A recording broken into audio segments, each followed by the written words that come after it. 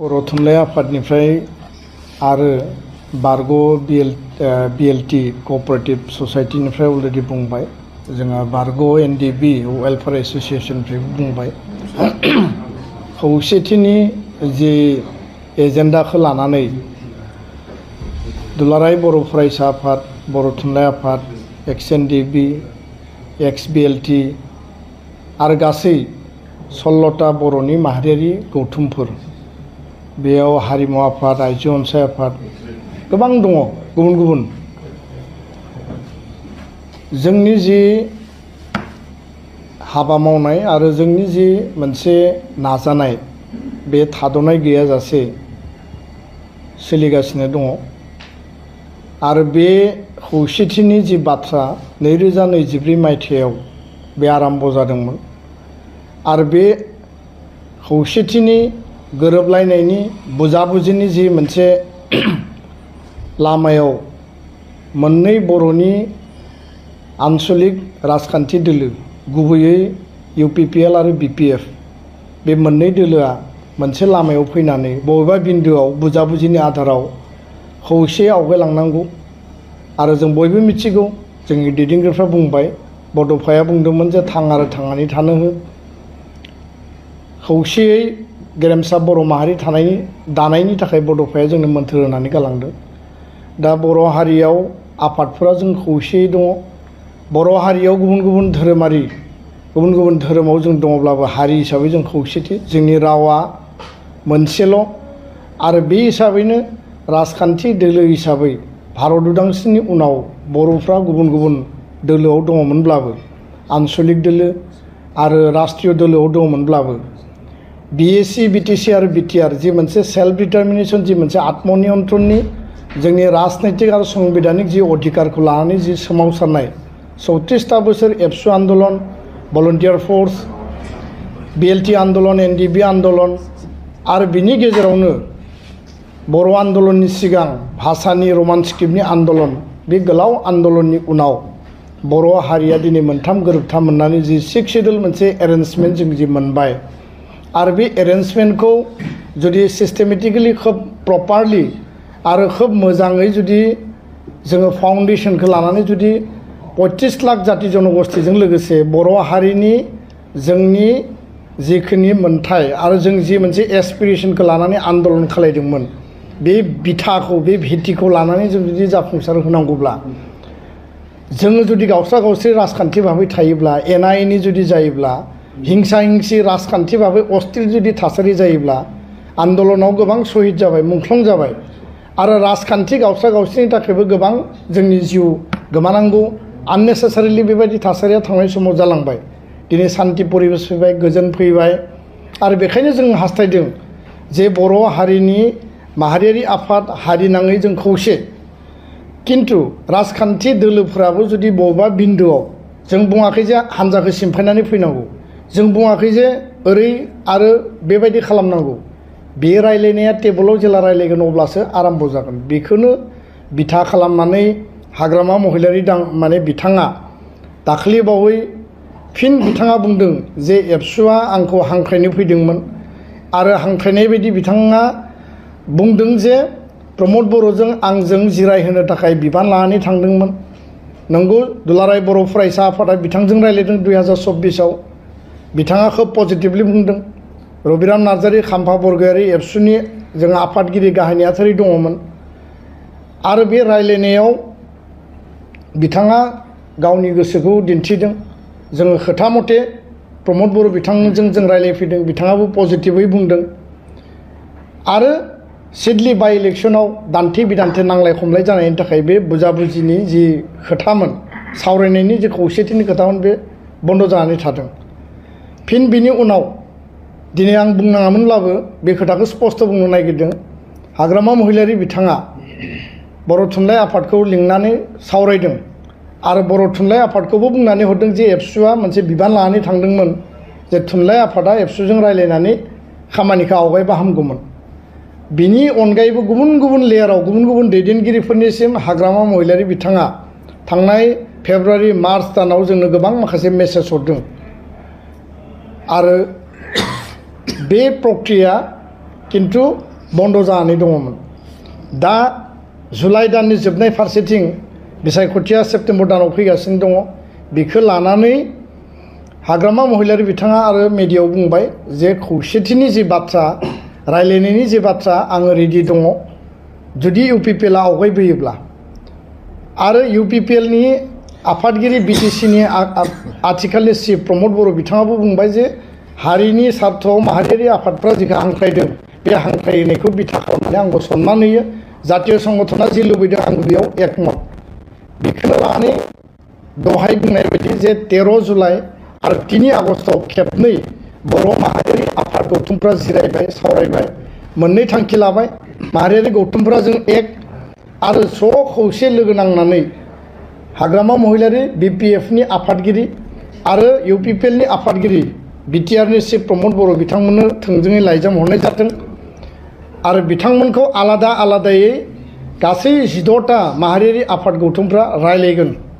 रायलायनायनि एजेन्डाया मा जागोन बे टेबोलाव जेला रायलायगोन अब्ला जों तयार खालामगोन। खोथाया बेखिनियानो स्पष्ट आरो मोनसेल' एजेन्डा बे जाबाय खौसेथि। दा बे खोथाखौ लानानै 5 आगस्टआव जोङो लाइजाम हरबाय। लाइजामनि रिप्लाइआव हाग्रामा महिलारि बिपिएफ हान्जानि दोलोनि सासे पाब्लिसिटि सेक्रेटारिया फोसावदिं नेहाथारिया जोंनिसिम रिप्लाइ हरदों। रिप्लाइआव मा दङ जोङो बुंजोबनो नागिराखै आरो बे रिप्लाइखौ लानानै जों बिथांमोनजों जगाजग खालामफिनगोन। अलरेडि दहाय बुंनाय बायदि प्रमद बर' बिथाङा बे आफादफोरजों रायलायनो थाखाय बिथाङा माने थांखि होदों बा रायलायनो थाखाय बिथाङा गनायथि होदों। खोब गोख्रैनो बिथांजों रायलायगोन। 12 आगस्टनि सिगां बे रायलायनाया मोननैबो दोलोजों जानांगौ आरो गुबुन गुबुन जि आनसलिक दोलोफोर दंबावो एपिबिनि खोथा गुबुन गुबुन बिसोरजोंबो जों उननि पर्यायाव रायलायगोन। दा गिबियाव 12 आगस्टनि सिगां प्रमद बर' बिथांजों हाग्रामा महिलारि बिथांजों आलादा आलादायै मोन 16 आफादा जोङो रायलायगोन आरो रायलायनायनि आधाराव बिनि उनाव मा जायो जों 12 आगस्टनि उनाव बेखौ फोरमायगोन। दा बेखायनो दुलाराय बर' फरायसा आफादा जि मोनसे जोंनि गावनि अस्तित्व रैखाथि हा हुनि मोनथाय संबिधानिक आरो राजखान्थियारि जि अधिकारखौ लानानै जों आन्दलन खालामनानै जि मोनसे परिबेस मोनबाय बे एरेन्जमेन्टखौ जोङो मोजाङै जुदि जातीय सार्थआव ओनसोलनि सार्थआव 35 लाख जाति जनगोष्ठीखौ जोङो बिदा फंबायजों लाफानानै बिग ब्रादार हिसाबै जों जुदि थांनांगौब्ला जोंनि ग्रेटार इन्टारेस्टखौ जों जुदि लानो थांनांगौब्ला जोङो बर' माहारियारि आफाद गौथुमफ्रा जों खौसे हाबा मावदों आरो आनसलिक राजखान्थि दोलो बिथांमोनाबो खौसे हाबा मावनांगौ।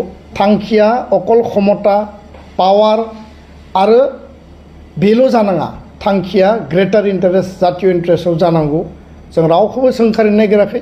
मिडियायाव गोबाङा गोबां बुंदों जे 2020आव मानो खावलायासै सोरबाया बुंदों जे दा मानो खावलायदों। बांद्राय अभार कन्फिडेन्स आत्मबिस्साखिया मोजां नङा। जोंबो आथिखालनि दानि परिबेसाव सोर दोलोनि अस्तित्व सोर दोलोनि पजिशन आरो बेसेबां स्ट्रेंथ जोंबो बयबो मिथिगौ। कन्फिडेन्स लानानै फिल्डआव नामायो जोंहा बेयाव जेबो बुंनो गोनां गैया जेबो बादा होनो गोनां गैया। किन्तु जोंनि उइकनेसा मा जोंनि स्ट्रेंथआ मा जोंनि गोहोआ मा जोंनि लुजारा मा जोंहा मा दुर्बलता दङ बेखौ नोजोर बोनानैसो जातीय सार्थआव जोङो बड'फानि आदर्शजों खौसेथिनि बे मोन्थोरखौ लानानै जों हाबा मावनो थाखाय हांख्रायदों। बाखि रेसपन्स आरो रेसपन्सिबिलिटि बिबान आरो दायित्वआ दैदेनगिरिफोरनियाव थाबाय मोननै दोलोनि आफादगिरिनियाव थाबाय आरो हाग्रामा महिलारि आरो प्रमद बर' मानगोनां बिथां सानै बिथांमोननियाव थाबाय। जोङो नेनानै थागोन आरो सावरायनायनि उनाव 12 आगस्टनि उनाव जोङो मोजाङै जोंनि गासै आफादफोरखौ लाफिननानै जों सावरायनायनि उनाव जोङो थांखि आजावनानै उननि हाबाफारिखौ बे प्रक्रिया बबेसिम जाखो आरो मा जानानै मासिम सहैखो जों बेखौ गुवारै फोरमायगोन। गोजोन्थों। खौसेथिनि सावरायबाय थानाय समाव बे समाव बिपिएफ राजखान्थि हान्जाया सानै दिनै बिजाथिनि जे बे मुं फारिलाइखौ फोसावबाय दा खौसेथिनि बान्दोआ बेसेबां फिथाइ थायगोन बायदि सानो? गावबागाव दोलोआ गावबागाव निति आदर्शजों खामानि मावो बे बाथ्राया स्पष्ट। किन्तु फारसेथिं खौसेथिनि मोनसे जि प्रक्रिया जि प्रसेस जि माने हाबाफारियाबो सोलिबाय थादों आरो बे प्रसेसखौ 2024आव जि बन्द जानाय प्रसेसखौ दुलाराय बर' फरायसा आफाद, बर' थुनलाइ आफाद बा XBLT XNDB बा 16ता आफादा जागायफिनाखै, बन्द जाबाय। जोंबो सानबाय जे दोलोआ हान्जाफोरा गोसो गैलायलाया जानांगौ बा बिथांमोननि गेजेराव बे आदर्श नीतिखौ लानानै बे पइन्टखौ लानानै रायलायफिननो हायाखै जानांगौ बा बायदिसिना थासारि थानो हागौ। नाथाय बिथांमोनानो जागायफिनदों। हाग्रामा महिलारिया फिन मेडियायाव बुंफिनबाय जे एबसुआ बिबान लानानै थांदोंमोन, किन्तु बे बिबानखौ मावफिनासै। आरो दिनैबो आं हास्थायफिनो जे एबसुआ गावनि दायित्व बिबानखौ मावफिननांगौ। आरो एबसुआ बे हाबाफारिखौ मानो हारसिं मावनो? बेखायनो जों 16ता आफादफोरखौ लानानै, जोंनि गार्जेन आफाद, बर' थुनलाइ आफादनिफ्राय लानानै गासै आफादफोरखौ लानानै हाबा मावदों। हाग्रामा महिलारिनि बे आपिलखौ खोनानानै प्रमद बर' बिथाङाबो रिप्लाइ होदों जे गोबां जोंनि गेजेराव घात प्रतिघात बिसास अबिसास थासारि दङब्लाबो माहारियारि आफादा माहारिनि खौसेथिखौ जुदि हांख्रायदोंबा आंबो बेयाव माने सापर्ट दङ, जोंबो रायलायनो थाखाय गोसो। दा मोननैबो दोलोनि सानै मुरब्बिया जेला गोसोखौ फिन बिथांमोना बुंफिनबाय आरो जातीय संगठननि फाफ्लियाव बिथांमोना खौसेथिनि जि प्रसेसखौ आवगायलांफिननायनि थाखाय बिथांमोना जेला नारहरफिनबाय, जोङो 13 तारिखआव जिरायनानै मोनसे लेभेलाव जों सरसा खालामबाय जे बे प्रसेसखौ जों लांफिनो ना लांफिना, लांफिनोब्ला माबायदि जागोन आरो लांफिनाबा मा जागोन। बयबो मतामत होबाय जे बे प्रसेसखौ आवगायफिननांगौ, खौसेथिखौ जों लुबैयो। हारिया ओरै आरो गोबां जाबावनांगौ, मोनबावनांगौ, आवगायलांबावनांगौ दङ। गेरेमसा माहारि दानायनि बाथ्रा, बायदिसिना जोंनि जेंना जेंसिनि बाथ्रा, अधिकारनि बाथ्रा। आरो बेखौनो साबसिन महर होनो जोङो 3 आगस्तआव गुवाहाटीयाव जिरायनानै बे खालिनो जों थांखि आजावबाय जे गिबियाव प्रमद बर' बिटिआरनि चिफ मानगोनां बिथांनो बा UPPLनि आफादगिरि बिथांनो लाइजाम हरनाय जाथों, बिथांजों आलादायै थोंजोङै रायलायगोन। हाग्रामा महिलारि बारग' BTCनि चिफ, आथिखालनि BPFनि आफादगिरि बिथांनो थोंजोङै लाइजाम हरनाय जाथों, बिथांजों आलादायै रायलायगोन। आलादा आलादा रायलायनायनि उनाव जोङो नांगौबा ज' खेबसेनो उनाव रायलायगोन। किन्तु इन द मिन टाइम 3 आगस्तआव जों रायलायबाय, जोङो लाइजाम हरनो थाखाय रेडि खालामनानै दोनदों आरो जों 5 तारिखआव लाइजामखौ हरबाय। भाया मिडिया बयबो मिथिदों जे खौसेथिनि थाखाय मिटिङा जाफिनदों, सिद्धान्तबो जादों। किन्तु बे समावनो हाग्रामा महिलारिनि जे हान्जा BPFनिफ्राय 22 जन बिजाथि फैबाय थानाय BTC इलेक्सननि थाखाय बिथांमोना फोसावनानै होबाय। जोङो एसे आनइजि फिल खालामदों, खालामाखै नङा, जे खौसेथिनि जि प्रसेस गावनो हांख्रायदोंमोन, दा मानो हठात करि बेबायदि बिजाथि फोसावलायनाय परिबेस जाखो, एसे नेबावनो हायोमोन। जों दा सोंखारिनोबो नागिराखै, बुंनोबो नागिराखै। बे बिथांमोननि दोलोनि सिंनि इसिंनि बाथ्रा जे मा परिबेस परिस्थितियाव बिथांमोना बिजाथि फोसावखो, जों इन्टारभेनसनबो खालामनो नागिराखै, हस्तक्षेपबो खालामनो नागिराखै।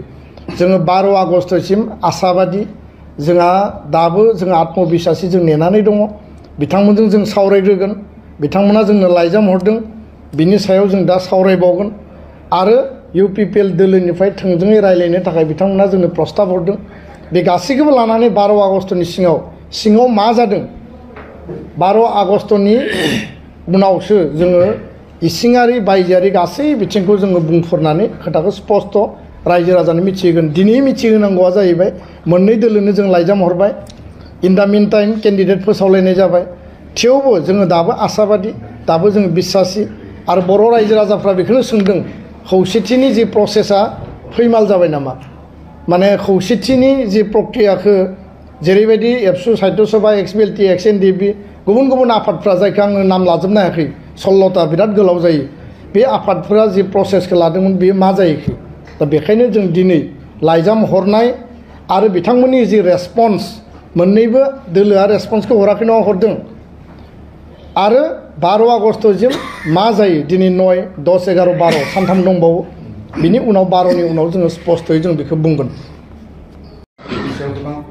माखासे आफाद गौथुमफोरा फिनजाथाय होदों। दुलाराय बर' फरायसा आफादनि आफादगिरि बिथाङा दासिम मानो खुलायै दावबायफेराखै सोंथि सोंखारिदों। आं मैया अलरेडि फेसबुक पस्टनि गेजेरजों स्पष्टयै बुंदों जे राजखान्थिनि जि दा मोनसे परिबेस आरो जि मोनसे माहल, बेयाव बयबो केम्पेनाव ओंखारबाय। UPPL दोलोआबो केम्पेनाव ओंखारदों, BPFआ केम्पेनाव ओंखारदों, BJPआ ओंखारदों। आरो जों खोनादों जे बेयाव कंग्रेस गेलेगोन माने अखिल गगैनि पार्टी गेलेगोन गोबां दङ आं नामखौ लाजोबनो नागिराखै बयबो गावबा गाव खोथा बाथ्राफोरखौ लानानै गावबा गाव एजेन्डा आरो पलिटिकेल कार्ड हिसाबै दिनै बेयाव बायदिसिना इस्युफोरखौ थ्र' खालामदों दिनै गासैबो हान्जानि माने खुगायाव हा पाट्टा होगोनानो मेन माने बिथांमोननि एजेन्डा दा बेखौथ' रायजोआ बिबेसना खालामगोन दा खोथाया जाहैबाय दुलाराय बर' फरायसा आफादा स्पष्ट जे जि मोनसे पलिटिकेल दा मोनसे काउन्टार आरो माने बिसोरनि जि डिबेट जालायलायदों जों जातीय संगठन हिसाबै माहारियारि आफाद हिसाबै राजनीतिक दोलोजों दोलो बिथांमोननि नांलायनाय बिथांमोननि जि कनफ्लिक्ट बिथांमोननि जि मोनसे डिबेट बे अपिनियनाव जोङो हाबनानै बेयो परिबेसखौ जोङो गुबुंले खालामनो नागिराखै डेम'क्रेसियाव डिबेट क्रिटिसिजम डिसकासना थायो खालि खोथाया स्पष्ट बेनोल' बिटिआरखौ लानानै सिक्स शिड्युलखौ लानानै ट्राइबेल बेलेन्स ब्लकखौ लानानै हा हुखौ लानानै जाय सरकारानो फैया मानो थांनाय समाव जि सरकारफ्रा दङमोन बिथांमोना गावबा गावनि सरकारनि एजेन्डा पलिसिजों हाबा मावनांगौ अधिकारखौ होनांगौ अधिकारा गावबा गाव आयेननि आधाराव जागोन बेलेन्स ब्लकनि आयेननि अधिकारा मा बुङो प्रटेक्टेड क्लासा मा बुङो सिक्स शिड्युला जोंनियाव जि मोनसे एरेन्जमेन्ट दङ बे एरेन्जमेन्टनि स्पिरिटआ मा बुङो बे गासैबो फिदै आयेनफ्रा संबिधानाव लिरनाय दङ सांबिधानिक भाबै बेखौ मोनसे रैखा कवच होनानै दोनदों बर'आ ट्राइबेला बेयाव अधिकार मोनगोन नान बर'नि अधिकारखौबो बेयाव दोननाय जादों मोनबा अपेन सिट मोनबा माने जेनेरेल सिट दोननाय जादों आरो बाखि अधिकारफ्राबो बेयाव दङ बेखायनो बे खोथाफोरखौ बुंनानै कनफ्लिक्ट खालामनायनि खोथा गैया खोथाया जाहैबाय स्पष्ट जे कुनु कारनाव जोंनि जि अस्तित्व जोंनि जि थामोनथा जोंनि जि रैखाथि बेयाव जाहाथे रावबो जाहाथे हार्ड खालामनानै पलिटिकेल कार्ड बाहायनानै जाहाथे इलेक्शन केम्पेनखौ खालामा डेभेलपमेन्टनि एजेन्डा लांनो हायो गुटै इन्डियायावनो सोलियो आसामावबो सोलियो माखासे आसनि स्किमनि एजेन्डाखौ लानानै बुंनो हायो जोंहा बुंनो गोनां जेबो गैया किन्तु बे जे माने गुबै जि मोनसे अस्तित्व जि भिटि जि बिथा बेखौ लानानै जाहाथे रावबो पलिटिकेलि जाहाथे गेम खालामनानै बेयाव माने पलाराइजेसननि जाहाथे पलिटिक्सखौ खालामलाया बे खोथाखौ जों स्पष्टयै बुंदों आरो बे नीति आरो आधारावनो जों थागोन मोनफ्रोमबो राजनीतिक दला राजनीतिक व्यक्तिया बिसोरनि एटाक काउन्टार एटाक बिसोरनि डिबेट आरो बिसोरनि जि अपिनियन बेयाव एबसुआ सानफ्रोमबो अपिनियन होबाय थानांगौ एबसुआ सानफ्रोमबो माने पार्टिसिपेट खालामनांगौ बेबायदि नङा खारन एबसुआ इलेक्शन गेलेयाखै एबसुआ पलिटिकेल पार्टि नङा रायजो राजानि लुबैनाय हास्थायनायखौबो एसे जोङो रेसपन्ड खालामदों किन्तु जों बयबो बिबेचनाबो खालामनांगोन राजनीतिक दलफोरनि बे नांलाय खमलायाव जों हाबनानै जों मानो गेब्लेनो किन्तु जोंनि जातीय स्वार्थ जातीय अस्तित्व सिक्स शिड्युल बेलेन्स ब्लक हा हु बिनि जुदि रैखाथिनि जुदि थ्रेट फैदोंबा बेयाव जोङो बिबान लागोन बेनिफ्राय जों कुनु कारनाव दोरोदा दा बेखायनो बबेयाव एबसुआ अपिनियन होनांगौ स्टेटमेन्ट होनांगौ कमेन्ट होनांगौ बबेयाव होनाङा रायजो राजाफ्राबो मेलेमजिबिफोराबो स्ट्रिक्टलि थिक खालामनांगोन कारन इलेक्शना मोनसे टाइमाव फैगोन मोनसे टाइमाव जोबलांगोन इलेक्शनाथ' 12 मास जाया सेप्टेम्बराव इलेक्शन जागोन बिनि उनाव सरकार जागोन बिनि उनाव बे परिबेसा गैया जागोन दा सोरबाया बुंबानो जे अस्तित्वआ गोमालांगोन अस्तित्वआ जोबगोन बिदिथ' खोथा नङा आरो बेखायनो अस्तित्व रैखानि थाखाय एबसुआ जेब्लाबो दङ कुनु कारनाव कुनु आयेन बेयाव जाहाथे डाइल्युट जाया कुनु बेबस्थाया एरेन्जमेन्टआ जाहाथे डाइल्युट जाया एबसुआ बेयाव जोङो मोनसे प्रहरी बा जोङो माने वाचडग हिसाबै जों गसंनानै दङ जातीय आफादफ्रा गसंनानै दङ आरो बिनि थाखाय जोङो 1% जोङो कमप्रमाइज खालामा बे खोथाया जोंनि स्पष्ट